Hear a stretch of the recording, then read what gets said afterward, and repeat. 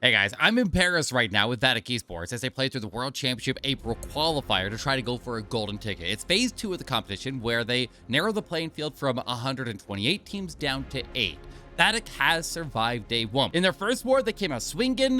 They were able to get a 14-star war and then a 13-star war, but then the team that held Na'Vi to a defensive shutout in the round before held Vatic Esports to a defensive shutout as well. 𝑑𝒂𝒓𝒊𝒍 has crazy bases. Luckily, the qualifier is double elimination, so they fell to the lower bracket and they faced off with 𝒑𝒓𝒊𝒍. And now this war had a crazy fireball that you have to see. Vatic's opponent, 𝒑𝒓𝒊𝒍, played very well in this match. They put up 12 stars. It was a fantastic war for them, but because the high percentage from Vatic Esports, if they also got 12 stars, then they were and did end up winning this match here. So we can see how Nacho was set up, and to do this under the pressure that he was under, with their tournament life on the line, with the chance of a golden ticket being squandered if they cannot pull this off here, he clutched. Look at this fireball right here. 5 invisibilities. Like, the first ones are fading by the time the fireball is thrown. He targeted the race tower after he used a bunch of rocket balloons to set up not only the warden, but also to set up for the flame flicker across the left side. But look at the value that he got of this.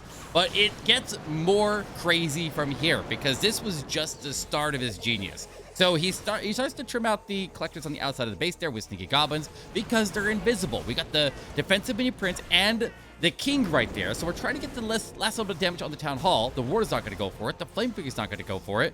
And so we're trying to do it with troops that will not be taken out in the process, and definitely don't want to waste our heroes into that. So we're dropping a couple more rocket balloons and archers to go deal with the extra Tesla and the trash there. And now look at this. Look at this freeze here.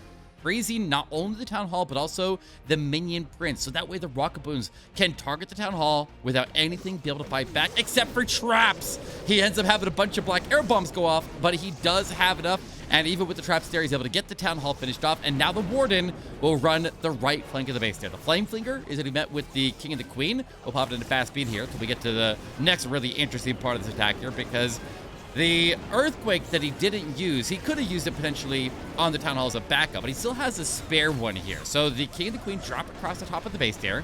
Looks like king running spiky ball and earthquake boost, queen running the magic mirror and the healer puppet, and the world champion running the rocket spear and the seeking shield. So right about, where is it? Right about, slow down, right here. Okay, so the world champion deploys into the far right side of the base, and he has wall breakers to go in to get the king some distraction for the single portal along with the rest of his balloons there. The king throws a spiky ball at the same time the world champion throws her seeking shield, and her rocket spears burns the earthquake into the core of the base to try to help him get through the rage tower area, because that area is still very, very dangerous. We have a freeze still on standby. The queen is not doing much over there.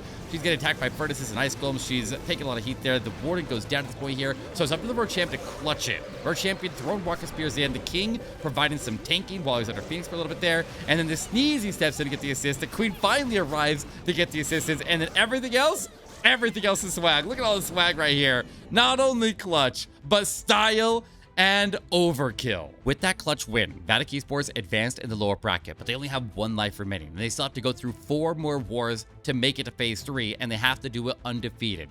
They have a difficult path. They start with a match against 𝒑𝒓𝒊𝒍 tonight, followed by 𝒑𝒊𝒊𝒍, and then the bracket will collapse from the bracket below them, and then they have a chance for revenge against 𝑑𝒂𝒓𝒊𝒍, who has fallen right down on top of them.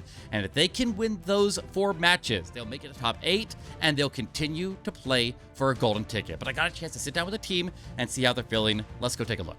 You saw Na'Vi get taken down by 𝑑𝒂𝒓𝒊𝒍. Did you know that they got a defensive shutout before you went into your war with them?